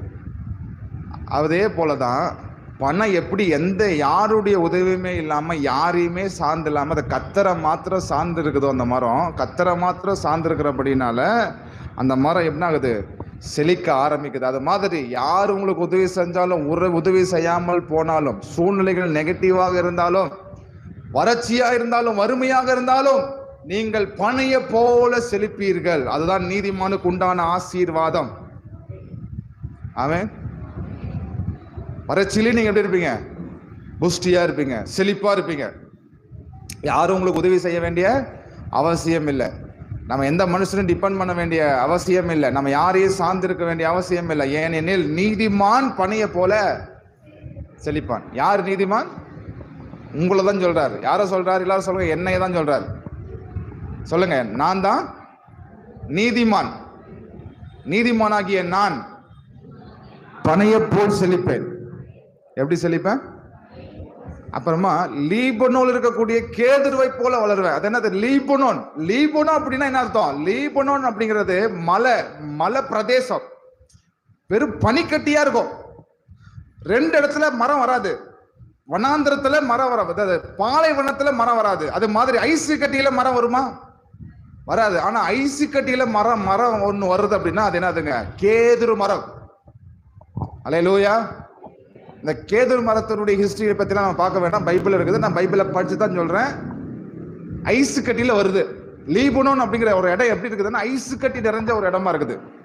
அந்த மரத்தினுடைய உயரம் எவ்வளவு இருக்குன்னா 160 அடியில இருந்து 180 அடி வரைக்கும் வளரும். 180 அடினா எவ்வளவு ஹைட்டு பாருங்க, ரொம்ப பெரிய ஹைட்டு. மேட்டூர் டேம் 120 அடி, அதை விட பெருசு. அப்படின்னா மேட்டூர் டேமே இப்படிதான் பாக்குறோம் நம்ம அண்ணாந்து. எல்ஏசி டவரை விட பயங்கர பெருசா இருக்குது அந்த மரம். அதே மாதிரி அதனுடைய அகலம், அதனுடைய கிளைகள் எவ்வளவு அடி நீளம் விடும்னா 80 அடி நீளம் விடும். அந்த மாதிரி கேதுருவை போல, லீபனோவில் இருக்கக்கூடிய கேதுருவை போல எந்த இடத்துல உங்களை வச்சாலும் உங்க தலையெழுத்து என்ன? நீங்கள் செழிப்பது தான் உங்களுடைய தலையெழுத்தாக இருக்கிறது. ஆமென் சொல்லுங்க. நீங்களாம் யாருங்க? லீபனோவில் இருக்கக்கூடிய, நீங்களும் நானும் லீபனோவில் இருக்கக்கூடிய கேதுரு மரம். மறந்துடாதீங்க. நான் யாருன்னா, நான் நீதிமான், நான் பனையை போல செழிப்பேன், லீபனோவில் இருக்கக்கூடிய கேதுருவை போல நான் வளருவேன். லீபனோன் ஐசு கட்டி நிறைஞ்ச ஒரு இடம், அந்த இடத்துலயே மரம் வளருது அப்படின்னா உங்களை எங்க வச்சாலும் ஆண்டவர் என்ன பண்ணுவாரு? உங்களை செழிக்க பண்ணுவார். உங்களை செழிக்க பண்றது அவரு, நம்மல்ல. அவரு என்ன பண்ணுவாரு? உங்களை செழிக்க பண்ணுவார். பாருங்க, கர்த்தருடைய ஆலயத்திலே நாட்டப்பட்டவர்கள் எங்களுடைய தேவனுடைய பிரகாரங்களில் செலுத்திருப்பார்கள். சர்ச்சுக்கு வர்றது எவ்வளவு ஆசீர்வாதம் பாருங்க. நீங்க சர்ச்சுக்கு வர்றதுனால உங்க வாழ்க்கை என்னவா மாறுதான்? செழிப்பா மாறுதான். அப்புறமா என்ன சொல்றாரு? கர்த்தர் உத்தமர் என்றும் என் கண்மலையாகி அவரிடத்தில் அநீதி இல்லை என்றும் விளங்க பண்ணும்படி. என்ன சொல்றாரு? என்னுடைய நீங்க செழிக்கிறதுனால எனக்கு என்னுடைய வாழ்க்கையில் அநீதி இல்லைங்கிறத ஆண்டு நிரூபிக்கிறாராம். நான் என்ன செய்வேன்? முதிர் வயதிலையும் கனி தந்து புஷ்டியும் பசுமையுமா இருப்பேன். பாருங்க, 2 வசனத்தை சேர்த்தி படிங்க. கர்த்தர் உத்தமர் என்றும் என் கண்மலையாகி அவரிடத்தில் அநீதி இல்லை என்றும் விளங்கு பண்ணி. கர்த்தரிடத்துல என்ன கிடையாது? உண்மையாலுமே அநீதி இல்லை, பாவம் இல்லை, அக்கிரமம் இல்லை. இதை எப்படி விளங்க பண்றாரா? இதை எப்படி காட்டுறாரா? உங்களை ஆசீர்வதிப்பதன் மூலமாக என்னிடத்துல அநீதி இல்லை என்பதை தேவன் காட்டுறாரா? ஆமென் சொல்லுங்க. அவர்கள் முதிர் வயதிலும் கனி தந்து புஷ்டியும் பசுமையுமா இருப்பாங்க. முதிர் வயதிலேயே உங்களால கனி கொடுக்க முடியும் அப்படின்னா இளம் வயதுல அதை காட்டிலும் அதிகமாய் உங்களால கனி கொடுக்க முடியும். ஆமென். இருக்கிறீங்களா? அப்ப என் வாழ்க்கை ஏன் செழிக்க மாட்டேங்குது? ஏன் வாழ்க்கை ரொம்ப, சில பேர்லாம் கம்ப்ளைண்ட் பண்றாங்க, சில பேர் சர்ச்சுக்கு வரல. எங்க சர்ச்சுக்கு வரல, எல்லா பேர் சர்ச்சுக்கு வந்து என்ன பிரயோஜனம்? என் வாழ்க்கை மாற மாட்டேங்குது, அப்படியே வந்த மாதிரியே தான் இருக்குது. அதுக்கு யார காரணம் சொல்றீங்க? நீங்க பண்ற பிரசங்கம் சரியில்லைங்க பிரதர். நீங்க சரியா இருந்தா என் வாழ்க்கை மாறி இருக்கும். நீங்க சரியில்லாதனால என் வாழ்க்கை மாறலன்னு பாஸ்டர் மேல அப்படியே திருப்பிடுறாங்க. பாஸ்டர் மேல தப்பு இல்லை, என் வேலை என்ன? ஞாயிற்றுக்கிழமை பிரசங்கம் பண்றது, தேவனுடைய வார்த்தையை உங்களுக்கு வெளிப்படுத்துறது தான் என்னுடைய வேலை. நான் என்ன உங்களுக்கு புரோக்கர் கிடையாது. கடவுளுக்கும் உங்களுக்கும் நான் புரோக்கர் அல்ல. மோசே மாதிரி, மோசே தான் இடத்தரகராக இருந்து கடவுள்கிட்டையும் பேசினா, போய் ஜனங்கள்கிட்டையும் பேசினா. நான் மோசே மாதிரியான ஆள் அல்ல. நான் யாரு? புது உடன்படிக்கையின் ஊழியக்காரன், இயேசு கிறிஸ்துடைய ஊழியக்காரன். உங்களுக்கு சத்தியத்தை சொல்லிக் கொடுப்பது என்னுடைய வேலை. சத்தியத்தை நீங்கள் அறிவீர்கள், அந்த சத்தியம் உங்களை நீங்கள் கற்றுக்கொள்ள வேண்டும். சத்தியத்தை நீங்கள் கற்றுக்கொள்ள வேண்டும். Learning is very important. கர்த்தருடைய வார்த்தையை கற்றுக்கொள்வதற்கு முதல்ல இன்ட்ரெஸ்டா இருக்கிறீங்களா? அதான் கடமைக்காக சர்ச்சுக்கு வரோமா என்ன? இந்த காலையில எந்திரிச்சோடனே பல்ல வளர்க்கணும், அப்புறம் குளிக்கணும், 4 இட்லி சாப்பிடணும், வேலைக்கு போகணும், திரும்பி வரணும். அந்த மாதிரி கடமைக்காக ஞாயிற்றுக்கிழமை ஆயிடுச்சு சர்ச்சுக்கு போகணுமே. ஒரு பிரதர் வந்தாரு, பிரதர் நான் ஏன் திரும்ப சர்ச்சுக்கு வரேன்? நைட்டு படுத்தா தூக்கம் வர மாட்டேங்குது பிரதர். ஆனா நீங்க பிரசங்கத்தை ஸ்டார்ட் பண்ணீங்கன்னா, ஸ்டார்ட் பண்ணதுல இருந்து நீங்க முடிக்கிற வரைக்கும் சூப்பரா தூக்கம் வருது பிரதர். வீட்டுல வராத தூக்கம் சர்ச்சில் வருது, அதனால தான் சர்ச்சுக்கு வர அப்படிங்கிறாரு ஒருத்தர். தூங்குறதுக்காகவே சில பேர்லாம் சர்ச்சுக்கு வராங்க, வேற எங்கேயுமே போக மாட்டாங்க. சர்ச்சுக்கு மட்டும்தான் வருவாங்க. அதனால சர்ச்சுக்கு போகும்போது நல்ல துணி கட்டிட்டு போயிடலாமே, அதனால நல்ல துணி கட்டிட்டு சர்ச்சுக்கு வந்திருக்கிறேன் அப்படின்னு சொல்லி சர்ச்சுக்கு வருவாங்க. சில பேர் டைம் பாஸ்க்காகவே சர்ச்சுக்கு வருவாங்க. என்னதான் இந்த ஆளுக்கு சொல்றான் பார்க்கலாம் அப்படின்ட்டு வருவாங்க. ஸோ அதுக்காக இந்த மாதிரியான மைண்ட் செட்டப்புக்குள்ள வந்தீங்கன்னா நீங்களாம் செட்டே ஆகாத ஆளுங்க. செழிப்பான வாழ்க்கைக்கு நீங்க செட் ஆகாத ஆளுங்க. அல்லேலூயா. கவனிக்கிறீங்களா? சில பேர்லாம் பைபிளை தூக்கி போட்டாங்கன்னா, இன்னைக்கு பிரசங்கம் முடிச்சாச்சு, 8:30 மணிக்கு பிரசங்கம் முடிஞ்சாச்சு, பைபிளை தூக்கிட்டு வீட்டுக்கு போகிறோம். சரக்கு பொறுக்கு நானும் சந்தைக்கு போனங்கிற மாதிரி நம்மளும் சர்ச்சுக்கு வந்தாச்சு, பைபிள் தூக்கிட்டு சர்ச்சுக்கு வந்தாச்சு. வீட்டுக்கு போனோடனே பைபிள் எங்கே கிடக்குன்னு தெரியாது, பைபிளை தூக்கி எங்கேயா போட்டுருவோம். போனோடனே கறி வாங்குறது, கறி பையை எடுத்துட்டு கடைக்கு போயிட்டு வாங்கிட்டு வந்து சமைச்சிட்டு சாப்பிட்டு நல்லா படுத்து தூங்கிடுவோம். அப்புறமா அடுத்த நாள் ஞாயிற்றுக்கிழமை வரும்போது தான் எங்கடா பைபிள்னு தேடி அதை தட்டி தூக்கி தூசியெல்லாம் கொஞ்சம் கீழே போட்டுட்டு அப்புறம் சர்ச்சுக்கு வர ஆரம்பிப்போம் இல்லையா? நான் அந்த மாதிரி பண்ணியிருக்கிறேன், நானே ஒத்துக்கிறேன். நான்லாம் விசுவாசியாக போகும்போது சில நாள்லாம் அப்படி பண்ணியிருக்கேன். பைபிளை தூக்கி போட்டோம்னா எங்கே கிடக்குன்னே தெரியாது. அப்புறமா என்ன பண்ணுவோம், ஞாயிற்றுக்கிழமை எடுத்து தட்டி தூக்கிட்டு வருவோம். நமக்கு என்ன மைண்ட் செட்டப் அப்படின்னா, உலக பிரகாரமாக வேலை பார்த்தாதான் நம்ம நல்லா இருக்க முடியும் நீங்கள் நினைக்கிறீங்க. நீங்கள் லோத்து மாதிரியான ஆளுங்க, நீங்கள் ஆபிரகாம் மாதிரியான ஆளு கிடையாது. நீங்கள் அப்படிப்பட்ட ஆளு, லோத்து மாதிரியான ஆளு. சரி, ஹல்லேலூயா. வேத வசனத்தை படிக்காம, அதை தியானிக்காம, ஜெபம் பண்ணாத ஆளுங்களா நீங்க இருக்கிறீங்கன்னா லோத்து மாதிரியான ஆளு. உங்க வேலை மேல நம்பிக்கை வைக்காம, உங்க பிசினஸ் மேல நம்பிக்கை வைக்காம, எவ்வளோ இன்கம், கோடிக்கணக்கான இன்கம் வந்தாலும் சரி, அதை நீங்க நம்பாம கர்த்தருடைய வார்த்தையை மாத்திரம் நீங்க நம்பக்கூடிய நபரா இருந்தீங்கன்னா நீங்க ஆபிரகாம் மாதிரியான ஆளுங்க. வேத வசனம் 2 எடுத்துக்காட்டு கொடுத்துருக்குது. நம்முடைய சாய்ஸஸ் இஸ் வெரி இம்பார்ட்டன்ட். நம்மளுடைய தேர்ந்தெடுப்பது என்னது ரொம்ப ரொம்ப முக்கியம். நல்ல ஜாப்ல இருங்க, மேனேஜரா இருங்க, பிசினஸ் மேனா இருங்க, ப்ராஜெக்ட் மேனேஜரா இருங்க, யார வேணாலும் இருங்க, ஒரு நாள் அந்த வேலையை கூட என்ன பண்ணிடுவாங்க, பறிச்சிருவாங்க. நம்முடைய ஆதாரம், நம்முடைய சோர்சஸ் ஜாப்பு கிடையாது, நம்முடைய சோர்சஸ் பணம் கிடையாது, நம்முடைய சோர்சஸ் தேவனுடைய வார்த்தையாக இருக்க வேண்டும். அல்லேலூயா. இந்த 10 அதிகாரம் படிக்கிற கேஸுங்க, 5 அதிகாரம் படிக்கிற கேஸுங்கெல்லாம் என்ன செய்யாதீங்க, இனிமேல் அந்த மாதிரி பண்ணாதீங்க. பைபிள் எதுக்கு படிக்கணும்னா புரிஞ்சு கொள்ற அளவுக்கு படிக்கணும். பைபிள் எப்படி படிக்கணும்? யாருக்காக படிக்கிறீங்க? நீங்க புரிஞ்சுட்டீங்கன்னா நீங்க செழிப்பாயிருவீங்க. பிசாசு அதனால தான் விட மாட்டேங்கிறான். பிசாசு வேதவசனத்தை அண்டர்ஸ்டாண்ட் பண்ண முடியாத அளவுக்கு என்ன பண்றான், உலகத்தை வஞ்சிக்கிறான் பிசாசு. சரியா? இப்ப பாருங்க, இங்கிலீஷ் வேதாகமத்துல அந்த சங்கீதம் 1ஆம் அதிகாரம் இருக்குது இல்லையா, அது இங்கிலீஷ் வேதாகமத்துல எப்படி போட்டிருக்குது அப்படின்னா,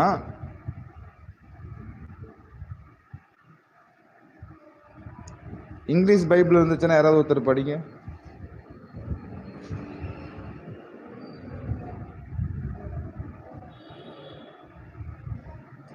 பாருங்க,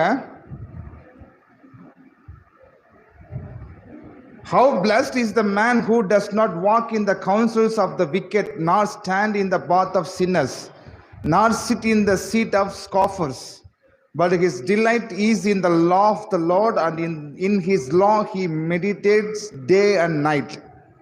இங்க என்ன சொல்லுதுன்னா, லா, நியாயப்பிரமாணம் சொல்லுது. தமிழ் வேதாகமத்துல என்ன சொல்லுது? வேதம் சொல்லுது.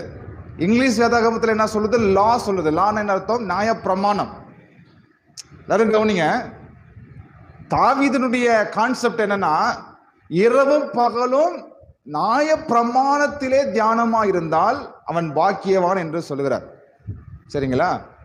ஆனா நியாய பிரமாணத்தை அவன் தியானம் செஞ்சதனால தாவீது ஆசீர்வதிக்கப்படவில்லை.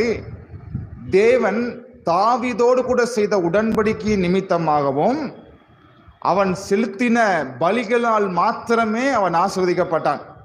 நியாயப்பிரமாணத்தை தியானிக்கிறதுனால என்ன வராது? ஆசீர்வாதம் வராது. நியாயப்பிரமாணத்தினுடைய நோக்கம் என்ன? நியாயப்பிரமாணம் என்பது ஒரு எக்ஸ்ரே மெஷின் மாதிரி.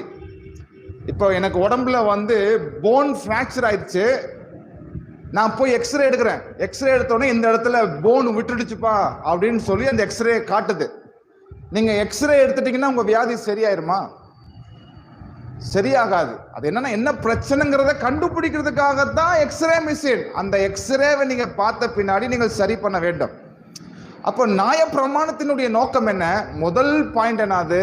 பாவத்தை அறிகிற அறிவு எதனால வருகிறது?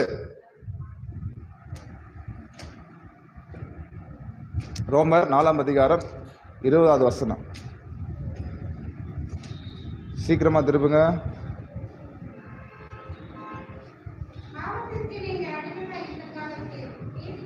ரோமர் 3ஆம் அதிகாரம் 20வது வசனம்.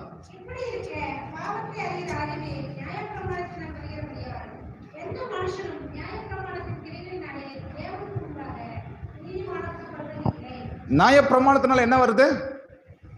இப்ப பாருங்க, தாவீது சொல்றாரு, இரவும் பகலும் தேவனுடைய நியாய பிரமாணத்திலே தியானமா இருக்கிற மனுஷன் பாக்கியவான். அப்ப அந்த நியாய பிரமாணத்தை நான் தியானிக்க என்னதான் வருது? கர்த்தரை அறிகிற அறிவு எனக்கு வரல, பாவத்தை அறிகிற அறிவு தான் நியாய பிரமாணத்தின் மூலமாக வருகிறது. நியாய பிரமாணத்தினால் எந்த அறிவு வருது? அப்ப பாவத்தை அறிகிற அறிவு உங்களுக்குள்ள வருகிற பொழுது நீங்கள் என்னதான் செய்ய ஆரம்பிப்பீங்க? பாவத்தை தான் செய்ய ஆரம்பிப்பீங்க. கலாத்தியர் 3ஆம் அதிகாரம் 19வது வசனம். கலாத்தியர் 3ஆம் அதிகாரம் 19வது வசனம்.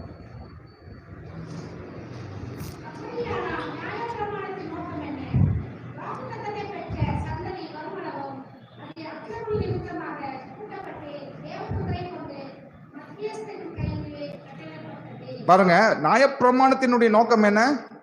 நம்ம வாழ்க்கையில அக்கிரமங்கள் பெருகணும், அக்கிரமங்கள் பெருக வேண்டும், அக்கிரம் செய்யக்கூடிய ஆளுங்களும் பெருகணும். நியாயப்பிரமாணத்தினுடைய நோக்கம் என்ன? சொல்லுங்க, நியாயப்பிரமாணத்தினுடைய நோக்கம் என்ன? அக்கிரமம் பெருகணும், அக்கிரம செய்யக்காரர்களும் பெருக வேண்டும். அப்புறம் மத்தியஸ்தன் ஒருவனுக்குரியவன் அல்ல, தேவனே ஒருவர். அப்படியானால் நியாயப்பிரமாணம் தேவனுடைய வாக்குத்தத்தங்களுக்கு விரோதமா அல்லவே? உயிரை கொடுக்கத்தக்க நியாயப்பிரமாணம் அருளப்பட்டதனால் நீதியானது நியாயப்பிரமாணத்தினால் உண்டாயிருக்குமே. அப்படி இராதபடியால் இயேசு கிறிஸ்துவை பற்றும் விசுவாசத்தினாலே பலிக்கிற வாக்குத்தத்தம் விசுவாசம் உள்ளவர்களுக்கு அளிக்கப்படும்படி வேதம் எல்லாரையும் ஏகமாய் பாவத்துக்கு கீழ். நியாயப்பிரமாணம் என்ன பண்ணிச்சு? நம்மளை பாவத்துக்கு கீழாக, இங்க வேதம்னு சொல்லுது, இங்கிலீஷ் வெப்ல லான்னு சொல்லுது. நியாயப்பிரமாணம் நம்ம பாவத்துக்கு கீழே நம்மளை அடைத்து போட்டு விட்டது. அடுத்தது, இவ்விதமாக நாம் விசுவாசத்தினாலே நீதிமானாக்கப்படுவதற்கு 23. அதனால் விசுவாசம் வருகிறதுக்கு முன்னே வெளிப்பட போகிற விசுவாசத்திற்கு ஏதுவாக நாம் அடைக்கப்பட்டவர்களாய் நியாயப்பிரமாணத்தின் கீழ் காவல் பண்ணப்பட்டிருந்தோம். நியாயப்பிரமாணம் நம்மளை காவல் காத்து கொண்டிருந்துச்சு. இப்ப கவனிங்க, இப்ப தாவீது சொல்றார், இரவும் பகலும் கர்த்தருடைய நியாயப்பிரமாணத்திலே தியானமா இருக்கிற மனுஷன் பாக்கியவான். எப்படி பாக்கியவானா மாற முடியும்? நியாயப்பிரமாணத்தினுடைய நோக்கம் என்ன? பாவத்தை அறிகிற அறிவை உடையவர்களா இருக்க வேண்டும், அக்கிரமம் பெருகணும், அக்கிரமம் செய்யக்கூடிய ஆளுங்களும் பெருக வேண்டும், பாவத்துக்கு கீழாக அடைத்து போட்டாரு. அப்புறம் நியாயப்பிரமாணம் நம்மளை காவல் பண்ணிட்டுச்சு. இப்ப நான் நியாயப்பிரமாணத்தை தியானம் பண்ண நான் பாவியாக தான் மாறுவனே தவிர நான் ஆசீர்வாதமா என்ன செய்ய மாட்டேன், மாற மாட்டேன். சரியா? அப்ப நியாயப்பிரமாணம் பாவமோ அல்ல. நியாயப்பிரமாணம் பாவமா இல்ல. ரோமர் 7ஆம் அதிகாரம்.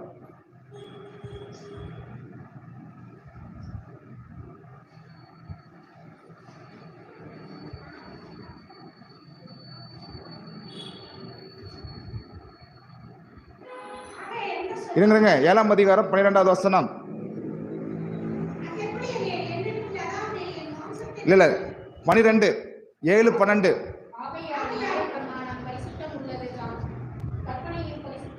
கற்பனையும் பரிசுத்தமாயும் நீதியாயும். நியாயப்பிரமாணம் இருங்க, நியாயப்பிரமாணம் பாவமா? என்னது கிடையாது, நியாயப்பிரமாணம் பாவம் கிடையாது. சரியா? பரிசுத்தம் உள்ளதுதான். கற்பனையும் பரிசுத்தம். அது என்ன? நியாயப்பிரமாணம் கற்பனை ரெண்டுமே வித்தியாசம் வருது இல்லையா? அப்ப நியாயப்பிரமாணம் என்ன? 413 பிரமாணம் தான் நியாயப்பிரமாணம். கற்பனை என்றால் 10 கட்டளைகள், அதுதான் கற்பனை. சரியா? போட்டு குழப்பிக்காதீங்க. இங்க என்ன சொல்லுது? நியாயப்பிரமாணம் பரிசுத்தம் உள்ளதுதான், கற்பனையும் பரிசுத்தமாயும் நீதியாயும் நன்மையுமாய் இருக்கிறது. நியாயப்பிரமாணம் என்பது 613 கட்டளைகள். மொரல் லா, கிரிமினல் லா, செர்மோனியல் லா, இதெல்லாம் 3 சேர்ந்தது தான் 613 நியாயப்பிரமாணம். இப்ப கற்பனை அப்படின்னா 10 கட்டளைகள். விக்கிரகத்தை உண்டு பண்ணாதிருப்பாயாக, பொய் சாட்சி சொல்லாதிருப்பாயாக, களவு செய்யாத, இதெல்லாம் வந்து கற்பனை. இதெல்லாம் பரிசுத்தம் தான். இப்ப பிரச்சனை யார்கிட்ட இருக்குது?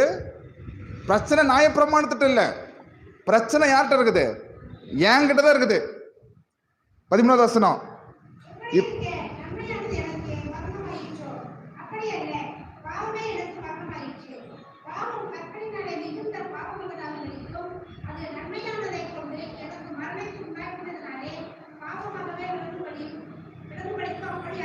போதும் பாருங்க, நியாயப்பிரமாண பாவமோ மேல கேள்வி கேட்கிறாரு பாருங்க 7வது வசனத்துல.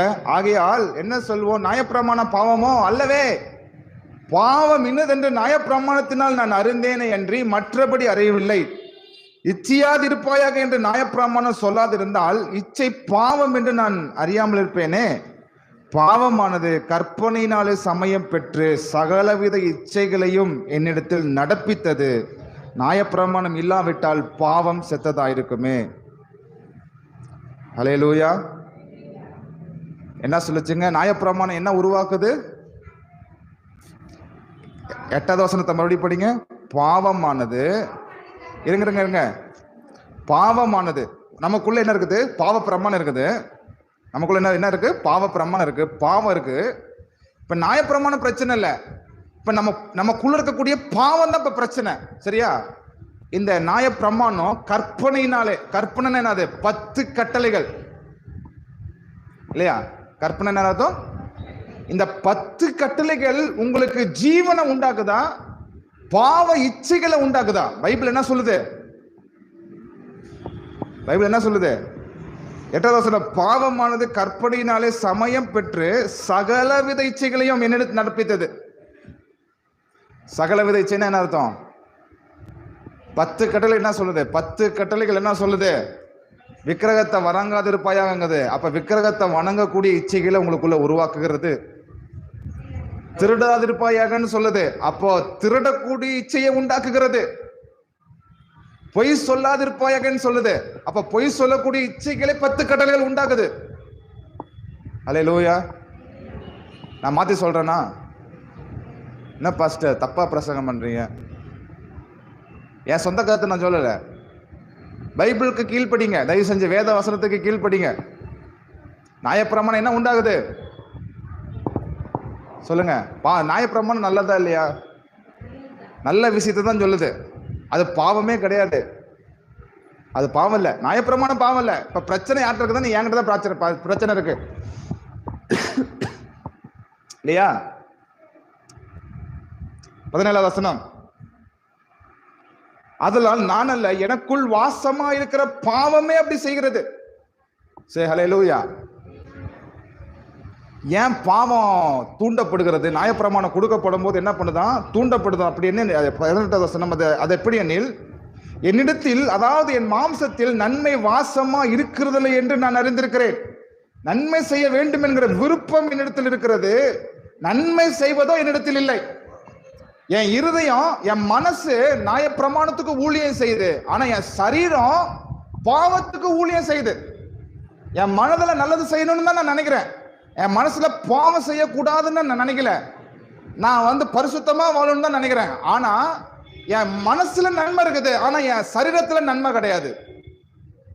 என் மனசுல பரிசுத்தம் இருக்குது தான், ஆனா என் சரீரத்துல பாவம் இருக்குது. என் சரீரத்துல பரிசுத்தம் கிடையாது, என் சரீரத்துல நன்மை இல்லை. அதனால என்ன நடக்குது? 10வது வசனம். அதனால் நான் விரும்புகிற நன்மையை செய்யாமல் விரும்பாத தீமையே செய்கிறேன். அந்தபடி நான் விரும்பாததை செய்தால் நான் அல்ல, எனக்குள் வாசமா இருக்கிற பாவமே அப்படி செய்கிறது. ஆனபடியால் நன்மை செய்ய விரும்புகிற என்னிடத்தில் தீமை உண்டென்கிற ஒரு பிரமாணத்தை காண்கிறேன். என்ன பிரமாணம்? தீமை உண்டென்கிற ஒரு பிரமாணம். அப்போ என் சரீரத்துல தீமை இருக்குதா இல்லையா? ஏற்றுக்கொள்ளுங்க. அதை நம்ம குறைவுள்ள மனுஷங்களா இல்லையா? பாவமான மனுஷங்களா இல்லையா? பாவமான மனுஷங்க. அப்ப நீங்க பாவத்தை ஜெயிச்சிருவீங்களா? சுயபலத்துல ஜெயிச்சிட முடியுமா? முடியாதா? கண்டிப்பா முடியாது. சுயபலத்தினாலே பாவத்தை ஜெயிக்க முடியாது. அப்போ 22வது வசனம். உள்ளான மனுஷனுக்கு ஏற்றபடி தேவனுடைய நியாயப்பிரமாணத்தின் மேல் பிரியமா இருக்கிறேன். நல்லதுதான். நியாயப்பிரமாணத்தின் மேல் நியாயப்பிரமாணம் நல்லதுதான் சொல்லுது, அது மேல பிரியமா இருக்கிறீங்க. ஆகிலும் என் மனதின் பிரமாணத்துக்கு விரோதமாய் போராடுகிற வேறொரு பிரமாணத்தை என் அவயவங்களில் இருக்க காண்கிறேன். அது என் அவயவங்களில் உண்டாயிருக்கிற பாவ பிரமாணத்துக்கு என்னை சிறையாக்கி கொள்கிறது. நல்லா அந்த வசனத்தை படிங்க.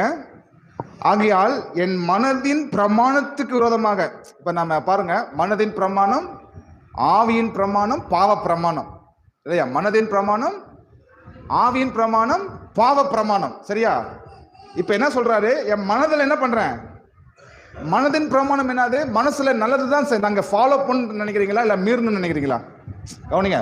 பொய் பேசணும்னு நினைக்கிறீங்களா, பொய் பேசக்கூடாதுன்னு நினைக்கிறீங்களா? பேசக்கூடாதுன்னு நினைக்கிறீங்க, இல்ல பொய் பேசணும்னு விரும்புறீங்களா? குடிகாரன் போய் கேளுங்க, கோட்டர் அடிக்கிறவன்ட்ட, குடிக்கிறேன்னு விரும்புறியா, குடிக்க கூடாதுன்னு நினைக்கிறியா? இல்லைங்க, நான் குடிக்க கூடாதுன்னு தான் நினைக்கிறேன். ஆனா கால் என்ன பண்ணுது? இழுக்குதுங்க. போயிட்டேன், நான் குடிக்க போயிட்டேன். அதான் என்ன செய்யுது, என்ன பண்ணுது பாருங்க. என் மனதின் பிரமாணத்துக்கு விரோதமாய் போராடுகிற வேறொரு பிரமாணத்தை, அதாவது வேறொரு பிரமாணம்னா என்னது? தீங்கு உண்டென்கிற பிரமாணம். வேறொரு பிரமாணம் என்ன பிரமாணம்? இப்ப பாருங்க, ஆகினால் 3 பிரமாணத்தை பத்தி சொல்றாரு. ஆகிலும் என் மனதின் பிரமாணத்துக்கு விரோதமாய் போராடுகிற வேறு ஒரு பிரமாணத்தை என் அவயவங்களில் இருக்க காண்கிறேன். அது என் அவயவங்களில் உண்டாயிருக்கிற பாவ பிரமாணத்துக்கு என்னை சிறையாக்கி கொள்கிறது. தீமை பிரமாணம் என்ன பண்ணுது? தீமை உண்டுங்கிற பிரமாணம் என்ன பாவ பிரமாணத்துக்கு சிறையாக்கிறது. அப்போ நியாயப்பிரமாணம் கொலை செய்யாதுன்னு சொல்லுச்சுன்னா, அப்ப தீமை உண்டுங்கிற பிரமாணம் என்ன சொல்லுது? கொலை செய்யன்னு சொல்லுது. சே ஹல்லேலூயா. இருக்கிறீங்களா? நியாயப்பிரமாணம் என்னது? ஆவிக்குரியதுதான் நியாயப்பிரமாணம். 14வது வசனத்துல பாருங்க. மேலும் நமக்கு தெரிந்திருக்கிறபடி நியாயப்பிரமாணம் ஆவிக்குரியதா இருக்கிறது. நானும் பாவத்துக்கு கீழாக விற்கப்பட்டு மாம்சத்துக்குரியவனா இருக்கிறேன். கவனிக்கிறீங்களா? ஹல்லேலூயா. நியாயப்பிரமாணம் சொல்லுது பொய் சொல்லாதுன்னு சொல்லுது. நியாயப்பிரமாணம் என்ன சொல்லுது? இப்ப மனசுல சொல்றீங்க, நினைக்கிறீங்க பொய் சொல்லக்கூடாதுன்னு நினைக்கிறீங்க. இப்ப இந்த தீமை உண்டென்கிற பிரமாணம், உங்களுக்குள்ள இருக்கக்கூடிய தீமை உண்டென்கிற பிரமாணம் பொய் சொல்லு அப்படின்னு சொல்லுது உங்க சரீரத்துல. இப்ப மனசு சொல்றது கேக்குதா, சரீரம் சொல்றது கேக்குதா? சரீரம் சொல்றது தான் கேக்குது. அப்ப நாம என்ன பண்ணிடுவோம்? பொய் சொல்லிடுவோம். புரியுதுங்களா? ஹல்லேலூயா. இப்ப தாவீது சொல்றார், இரவும் பகலும் கர்த்தருடைய வேதத்தில் தியானமா இருக்கிற மனுஷன், இல்ல இரவும் பகலும் நியாயப்பிரமாணத்திலே தியானமா இருக்கிற மனுஷன் பாக்கியவான்னா, அவரு பாவம் செஞ்சிருப்பாரா, பாக்கியவானா மாறி இருப்பாரா? பாவம் செஞ்சிருக்கிறாரு. அதனாலதான் அவர் என்ன பண்ணாரு? வேற ஒரு மனைவியோடு கூட அவர் ரிலேஷன்ஷிப்புக்கு போறாரு, பாவத்தை பண்ண ஆரம்பிக்கிறார். நியாயப்பிரமாணத்தை யோசிச்சதுனாலதான் அவர் என்ன பண்றாரு? பாவத்தையே செய்யறாரு. கவனிக்கிறீங்களா? இப்ப ஆண்டவர் அவனை என்ன பண்ணிருக்கணும்? சவுலை அடிச்சு போட்ட மாதிரி தாவீதை அடிச்சு போட்டிருக்கணுமா இல்லையா? கரெக்டு தானே? ஏன் சிம்சோன் அபிஷேகத்தை இழந்து போனா? பொம்பளைனால தானே இழந்து போனா. சாலமோன் ஏன் அப்படி மாறினா? பொம்பளைனால தானே மாறினா. அப்ப தாவீது ஏன் கீழே விழல அப்படின்னா, 2 ரீசன் தான். ஒன்னு, தேவன் தாவீதோடு கூட ஒரு உடன்படிக்கை செய்திருந்தார்.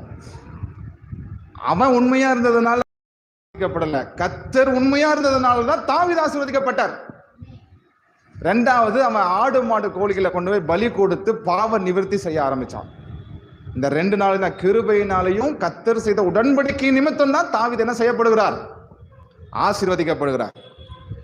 இப்போ இந்த வசனம் தாவீதுக்குரியதல்ல, இந்த வசனம் நமக்குரியது. 1 சாமுவேல் புஸ்தகத்துல 1 சங்கீதத்துல 1ஆம் சங்கீதத்துல எழுதப்பட்டிருக்கிற அதிகாரம் எல்லாம் நமக்கு ரியாலிட்டியாக அப்படியே வைக்கப்பட்டிருக்கிறது. ஏன்னா நியாயப்பிரமாணத்தை தூக்கிட்டு கர்த்தரை அறிகிற அறிவிலே வளர்ச்சி அடையர்களா இருந்தால், கர்த்தருடைய சத்தியத்தை நீங்கள் தியானங்களா இருந்தால், உண்மையாலுமே நீங்கள் செழிப்பானவர்களாய் மாறுகிறீர்கள்.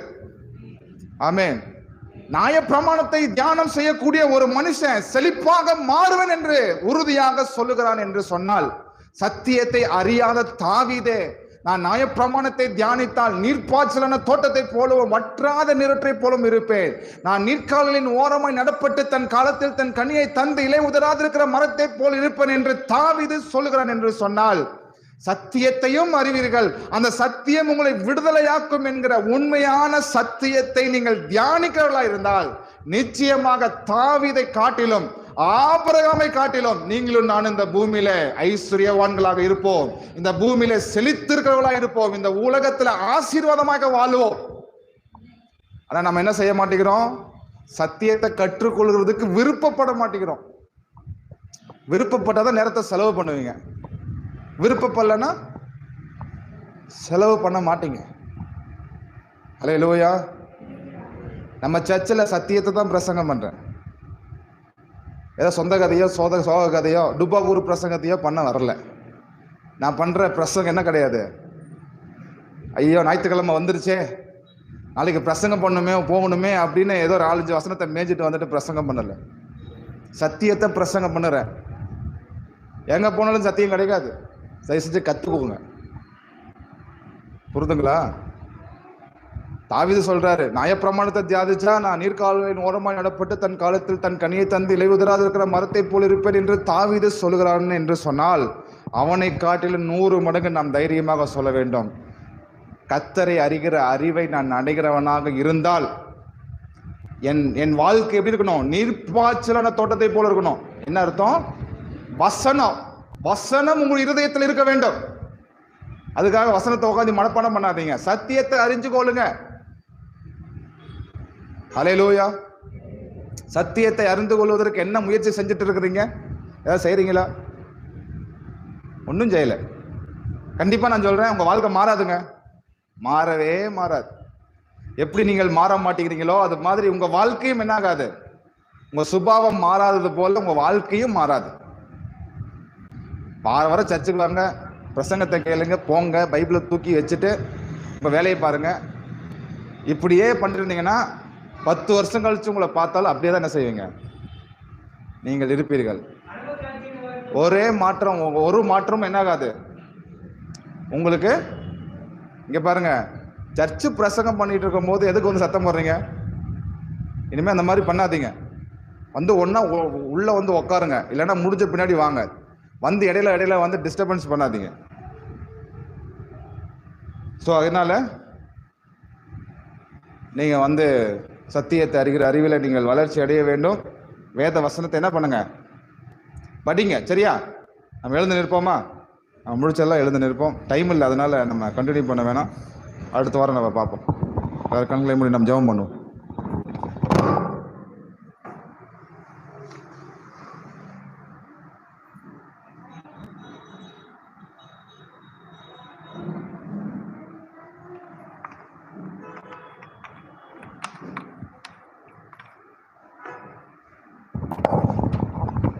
ஹல்லேலூயா. கர்த்தாவே, இந்த காலை நேரத்தில் என்னோட துதிக்கிறோம். எல்லாரும் ரட்சிக்கப்படுவோம், கர்த்தரை அறிகிற அறிவிலே வளர்ச்சி அடையவும் கர்த்தர் சித்தம் உள்ளவராக இருக்கிறார் என்ற வார்த்தையின்படியாக அப்பா, நாங்கள் சத்தியத்தை அறிகிற அறிவிலே வளர்ச்சி அடையும்படியாக, வேத வசனத்தை தியானிக்கும்படியாக, வேதாகமத்தை படிக்கும்படியாக எங்களுக்கு உதவி செய்கிறதுக்காக உமக்கு ஸ்தோத்திரம். கர்த்தாவே, எங்கள் திருச்சபையில் இருக்கிற மக்களை ஆண்டவரே இப்படியாக ஆசீர்வதிக்கப்படுகிறதுக்காக நன்றி. ஆம் பிரியமானவர்களே, நாம் செழிப்பாக வாழ வேண்டும். பிரியமானவர்களே, நம் மற்றவர்களுக்கு சாட்சியாக வாழ வேண்டும். கர்த்தர் நம்மளை நீர்ப்பாய்ச்சலான தோட்டத்தை போல, வற்றாத நீரூற்றை போல நம்மளை வைத்திருக்கிறார். நம்மளை நீர்க்கால்களின் ஓரமாய் நடப்பட்டு தன் காலத்தில் தன் கனியை தந்து இலை உதிராது இருக்கிற மரத்தை போல தேவன் நம்மளை வைத்திருக்கிறார். கர்த்தாவே, நீர் எங்களை ஆசீர்வதிக்கிறதுக்காக நன்றி. தொடர்ந்து வழிநடத்தும் ஆசீர்வதியும் இயேசுவின் நாமத்தில் ஜெபிக்கிறோம், என் ஜீவனுள்ள நல்ல பிதாவே, ஆமென். என் ஆத்துமாவை கர்த்தரை ஸ்தோத்திரி, என் முழு உள்ளமே உடைய பரிசுத்த ஸ்தோத்திரி. என் ஆத்துமாவை கர்த்தரை ஸ்தோத்திரி, அவர் செய்த சகல வரங்களையும் மறவாதே. ஆமென். என்னுடைய கர்த்தராகிய இயேசு கிறிஸ்துவின் கிருபையும் பிதாவாகிய தேவனுடைய அன்பும் பரிசுத்த ஆவியானவருடைய அந்யோன்ய ஐக்கியமும் நம்மளுடைய தங்கியிருப்பதாக. ஆமென். Praise the Lord. ஸ்தோத்திரம்.